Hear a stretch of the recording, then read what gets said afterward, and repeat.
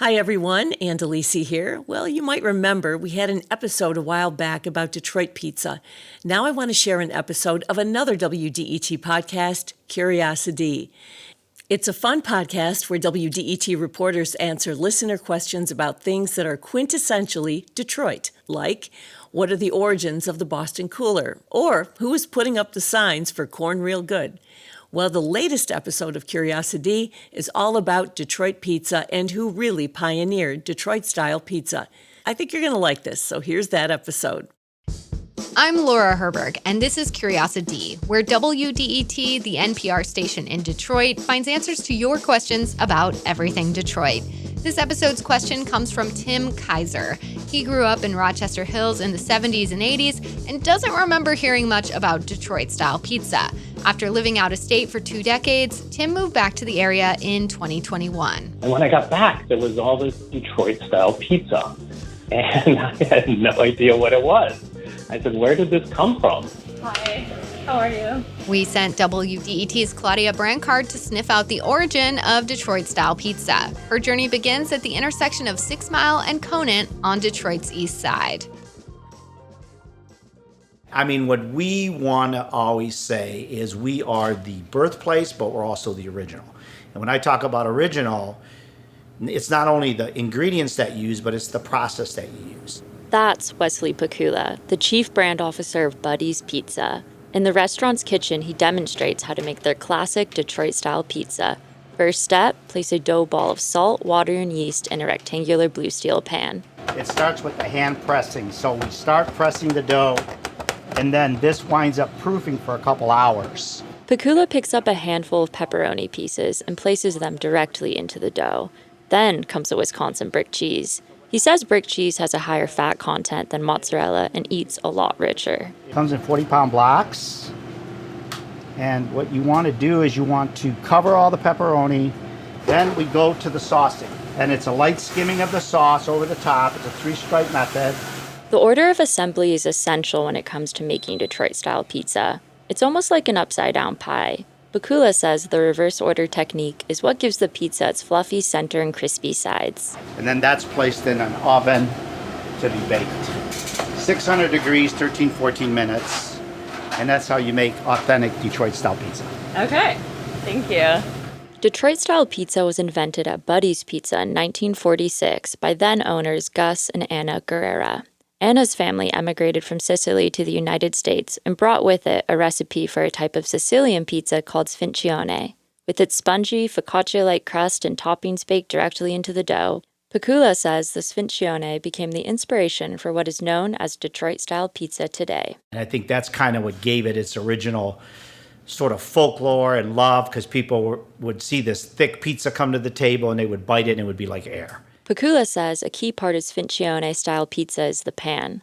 Buddy's original pans came from somewhere you wouldn't think a baking pan would come from, a local auto factory where they were being used as nuts and bolts collectors. Or at least that's the legend.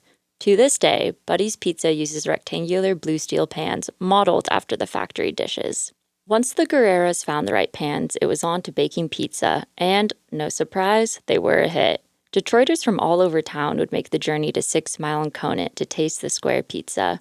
But the family wouldn't stick around for long. In 1953, the Guerreras sold Buddy's along with the original Detroit-style recipe and opened another local legend, Cloverleaf Bar and Restaurant. The square-shaped, thick-crusted pizzas these companies produced became a staple in Southeast Michigan and were eventually replicated by places like Shields and Louis. But the style wouldn't make much of a mark outside the area for decades. Not until the 2012 International Pizza Expo in Las Vegas. A video recording from the event shows a crowd cheering as a contestant shakes hands with a panel of judges. The contestant, named Sean Randazzo, just won the title of World Champion Pizza Maker of the Year. He picks up a check for $5,000 that's so large it takes 2 to hold. And the winning pie? It's not New York style. It's not Chicago style. It's not even round. For the first time ever, it's Detroit-style pizza. Randazzo grew up in Metro Detroit and delivered for Cloverleaf before becoming a co-owner of one of its locations. After going on to win first place in Vegas, he founded DetroitStylePizza.com, The company offers consulting and authenticates restaurants with Detroit style. The website even sells pre-seasoned blue steel pans for businesses and home bakers to use. Detroit-style pizza was a hyper-local delicacy before Randazzo. By turning his knowledge into a business, awareness of the specialty spread. In the last decade, Detroit-style pizza restaurants have popped up all over the country. There's Joyride Pizza in San Francisco, Emmy Squared in New York City, and Motown Square Pizza in D.C., which, by the way, was opened by a Detroiter. These newer restaurants take aspects of the original Buddy's recipe, like Wisconsin brick cheese and focaccia-like dough, and make it their own. And according to Joshua Jacobs, co-owner of Joyride Pizza, most Michigan expats enjoy their version of the pan pie. We hear people say, I'm so glad you're doing Detroit pizza. I just moved here from Michigan. Never imagined that there would be so much. Some people are a little bit surprised, like Brussels sprouts on your Detroit pizza. I was a little skeptical, but I'm a convert. Out-of-state chefs are experimenting with Detroit style, but they're not the only ones. Detroit is experiencing its own sort of pan pizza renaissance. There's Grandma Bob's in Michigan and Trumbull and Corktown that use ingredients like honey and goat cheese. On the west side, there's the Detroit Pizza Bar with its white sauce seafood pie named for the former Detroit Mayor Coleman Young. And, by the way, all three of these restaurants have vegan options on their menu. So, when it comes to Detroit-style pizza, there are options now. But for some Metro Detroiters, the classics can't be beat. That was WDET's Claudia Brancard. Coming up, Claudia interviews one of those newer pizza shops in Detroit. She talks to an entrepreneur behind the Black-owned establishment, Detroit Pizza Bar. But first, we thought it would be fun to find out what your favorite Detroit-style pizza locations are and why. So we hit the streets and Twitter looking to find out what you're into. No surprise, there are some Buddy's fans out there. Here's Eric Shanburn from Royal Oak. So I'm going to have to go with Buddy's. Just the crust is better. They have better options. I mean, Jets is more, probably cheaper. So if you want the cheaper Detroit-style pizza, go to Jets. If you want the more gourmet and more local, go Buddy's. Just a quick fact check there that while Jets is in 19 states, it's actually from the area. Jets started in a party store in Sterling Heights. But back to Buddy's. Don Joswiak on Twitter says, Buddy's pizza is the best, period. The pizza is Batman, the antipasto salad is Robin. Together they keep Detroit safe from hunger. Chuck Benoit's favorite is another old school classic. It's going to be Louis Pizza over on DeQuinder and 9 Mile, because they've been making it like that for 40 years. Louis was opened by a former Buddy's chef in 1977. Your King Mob on Twitter is also a Louis fan. They say the sauce is really exceptional, salty, heavy on spices and flavor, and even a touch spicy. Also, the pizza composition is perfect. Pizzas are always consistent, unlike Buddy's. Shots fired. George Schmidt says his favorite spot is no longer around. Unfortunately, the restaurant I liked most was Pasquale's, and they closed right before the pandemic and not coming back. Pasquale's had been in Royal Oak for more than 60 years before it closed in April of 2019. On Twitter, there was a bit of love for the pizza at Como's in Ferndale. Sven Gustafsson says, I love the sourdough crust and think that makes all the difference, along with the spicy sauce and creative toppings like honey. My dirty little secret is that I think a lot of Detroit-style pizza is highly overrated. I'm just going to let that go right there, Sven. Benny Schreier is a fan of Pie Sai in Detroit's Woodbridge neighborhood. Because they do different things every week, every month. They do dessert pizza, any kind of pizza, samosa pizza. Side note, WDET had a pizza bracket a few years back, like a March Madness bracket, but for pizza instead of basketball. And Pie Sai ended up being the winner. For this 2022 Even Less scientific survey, we also got votes for Happy's, Little Caesars, Pizzapopolis, Nicky's, Michigan and Trumbull, even Domino's, which is from Ypsilanti, but as far as I can tell, does not offer a Detroit-style pizza option. But please correct me if I'm wrong. But there are people out there who are not fans of Detroit style. Michael is one of them. I don't like it, actually. Like thin crust. And finally, this didn't really answer our question, but we thought it was pretty cool. On Twitter, Alex B. Hill from Detroitography weighed in with a Detroit pizza map. We've linked to that in our story at wdet.org/curious, and we'll also include a link here in our show notes. All right, it is time to take that break. But remember, when we return, Claudia is going to interview one of the owners of Detroit Pizza Bar. So you're going to want to stick around.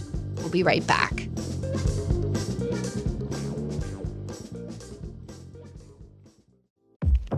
Black perspectives haven't always been centered in the telling of America's story. Now, we're taking center stage. Introducing NPR's Black Stories, Black Truths, a collection of Black-led stories from NPR's podcasts. Search NPR Black Stories, Black Truths wherever you get your podcasts.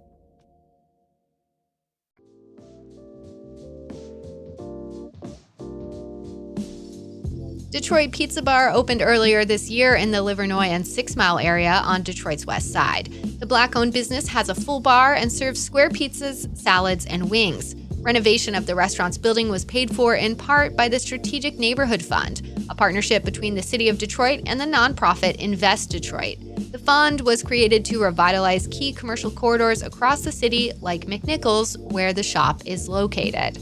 Akuna Alumba and Marcus Jones are the developers and co-owners of Detroit Pizza Bar. Alumba tells WDET's Claudia Brancart that offering jobs to the local community is a big part of the restaurant's business model.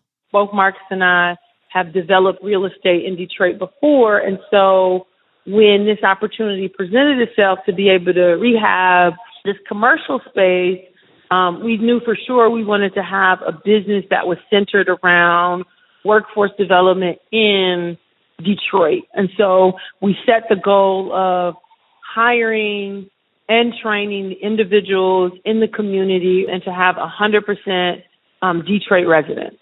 We also knew as a part of that, we wanted them to help generate wealth and start to understand the way a business operates. So we also have a profit sharing model where we take 20% of the profits and divide it by individuals who work here for at least a year. And so they began to start treating the Detroit Pizza Bar not just as their work, but also an investment. So that was something that we were very deliberate about. How has the community responded to the restaurant since opening? Oh, so it's been great. We're the first sit-down restaurant that is open on our corridor, the McNichols corridor or the 6 Mile corridor, in about 30 years. And we're one of the larger restaurants. We seat 214. And we're one of the only ones that have alcohol. So we've actually got a very warm embrace by the community. We work with several of the community groups, so they actually host some of their community meetings here. So we had Mary Grove Community Association. They were here last month. We're doing something with the Live 6 Alliance. And so we're doing a lot of things to just kind of make sure that the community knows that the Detroit Pizza Bar is a community-based restaurant. And so we want them to continue to patronize, but also when there are needs that need to be fulfilled, that we can also serve in that capacity as well. What's the significance of having a Black-owned restaurant in Detroit today?